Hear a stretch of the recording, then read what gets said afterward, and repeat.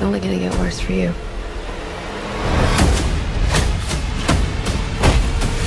Whoa, take it easy, sweetheart. Hear everything they say? How did you zero in on Rob and Zoe for Batman and Catwoman? You know, when I was writing, once I knew that I could do a younger version of the character, I started looking at a lot of actors in that age range. And I had followed Rob's work, especially the work that he did post-Twilight, because he'd worked with so many interesting filmmakers. He made a really interesting choice. After being known, you know, kind of becoming a pop culture icon, he then went in this way where he started working with like Claire Denis and David Cronenberg and my friend James Gray, and he did all this interesting work.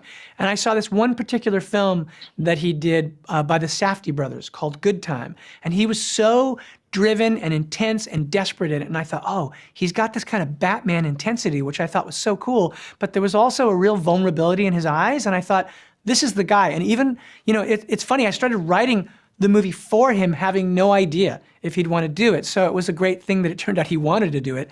And the same thing with Zoe. Like, I was a big fan of her work. And for me, what happened with her, it was really in meeting her, I had this immediate connection with her where I could see that she had a lot of great insight into the character, and we really connected, you know, and it was just like, okay, I really think she'd be great. I guess I really have to see how she reads with Rob to make sure that they have chemistry, and they were friends, actually, previously. So when we did that test, it was like Zoe came in and she just grabbed that role, and the way they played off of each other is really special, and that continued in the movie. I mean, I think one of the great things in the film is the chemistry that the two of them have together.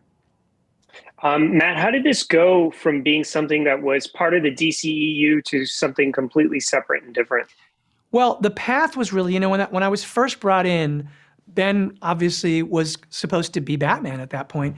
And I said, look, the only thing that I want to be able to do is I want to be able to keep this story not connected to the DCU, in that I didn't want to bring in the other characters, because I felt that to do a standalone Batman film for the first time in 10 years, I wanted to make sure that Batman was the center, that we weren't trying to sort of keep the other planes up in the air, just because I felt like doing a Batman film is daunting, right? You're taking on some great history. There are great Batman films, and I just felt like that would be too much. And they said that I could do that, and then as we continued, at that point when I first started, I was finishing Apes, and during that time, that transition as I was finishing the movie, Ben was reevaluating what he wanted to do in his life, and he decided he didn't want to continue to be Batman. And so at that point, then I sort of was like, okay, I really want to hold on to, guys, this idea that this is not going to be part of the DCU, and now we can actually create a new Batman, I guess, and they let me do that. So that's kind of how it evolved to that place.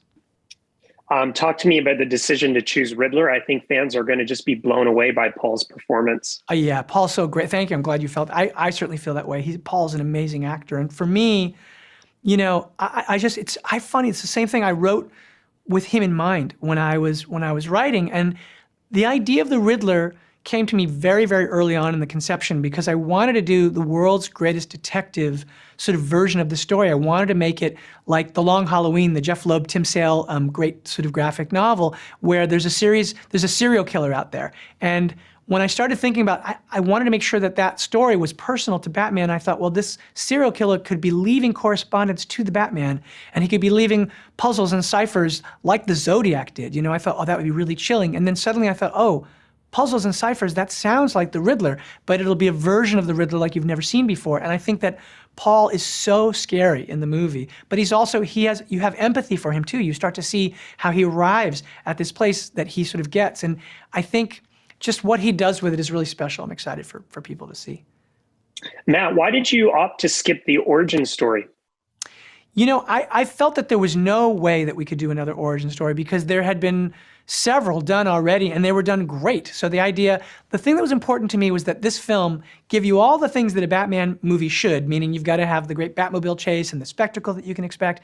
But I felt that it was really important that it be different, and to focus on that world's greatest detective mode, and to make it really central on him without showing those origins again. I just didn't think you could see, you know, Thomas and Martha Wayne being murdered again, and the pearls on the cement. Like, that's been done great, and this needed to be something new.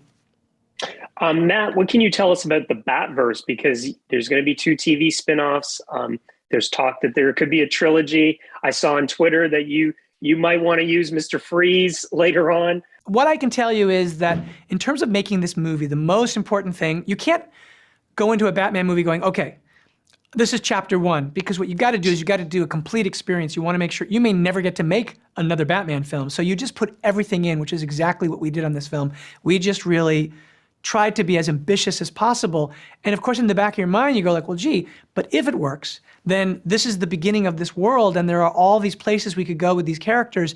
And with this cast that came in that sort of brought such vivid life, we're doing this Penguin. You know, one of the things that Colin Farrell is like you've never seen him in this movie, and he's incredible. And he actually is sort of a scene stealer. He's just so funny. He's so great.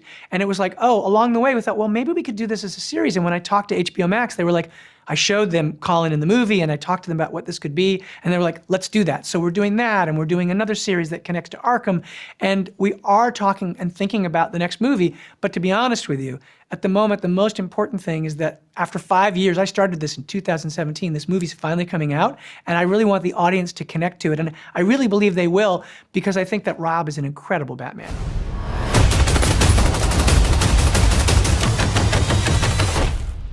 I'm vengeance.